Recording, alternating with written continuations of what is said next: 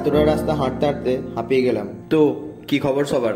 আজকে ছিল একটা অন্নপ্রাশনের শ্যুট, তাই আমরা তিনজনে বেরিয়ে পড়ি, আমি, প্রীতিশ আর শুভদীপ ভাই। মেন রিচুয়ালটা আগের দিন হয়ে গেছে, আজকে শুধু রিসেপশনটা হবে। আজকে ওয়েদারটাও বেশ ভালো ছিল, কদিন বৃষ্টি হওয়ার কারণে গাছগুলো বেশ সবুজ হয়ে উঠেছে। ক্লায়েন্টের বাড়ি পৌঁছে কিছু কাজ শুরু না হওয়ার কারণে আমি এখানে শুভদীপ ভাইয়ের ফোনে একটু গেম খেলে নিচ্ছিলাম। দেন আমাদের কাজ শুরু হয়ে যায়। যেহেতু আগের দিনে সব রিচুয়াল হয়ে গিয়েছিল, আজকে খালি মন্দির ঘুরছিল। এইদিকে তো হাঁটতে হাঁটতে আমাদের অবস্থা খারাপ হয়ে যায়। আজকে কাজটা ছিল আমাদের হায়াতপুরে, আর এদিকে নিয়ম হচ্ছে যে যার অন্নপ্রাশন সেই বাচ্চাটাকে নিয়ে গোটা গ্রামের মন্দিরগুলো ঘোরা। আর এইদিকে তো সারা রাস্তায় এরা নেচে নেচে আসছে, এদের একটুকু এনার্জি লস হয়নি। সেই বাড়ি থেকে যা শুরু করেছে, 4-5টা মন্দির ঘোরা হয়ে গেছে, এখনো থামেনি এরা। দেন আমরা চলে আসি এই মহাপ্রভু মন্দিরে ঠাকুর দর্শন করতে। এই মন্দিরটায় কে কে গিয়েছো কমেন্ট করে জানাও আমাকে।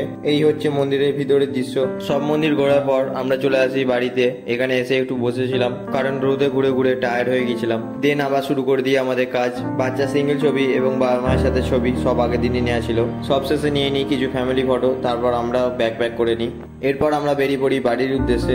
আজকের জন্য এটুকু, চলো টাটা।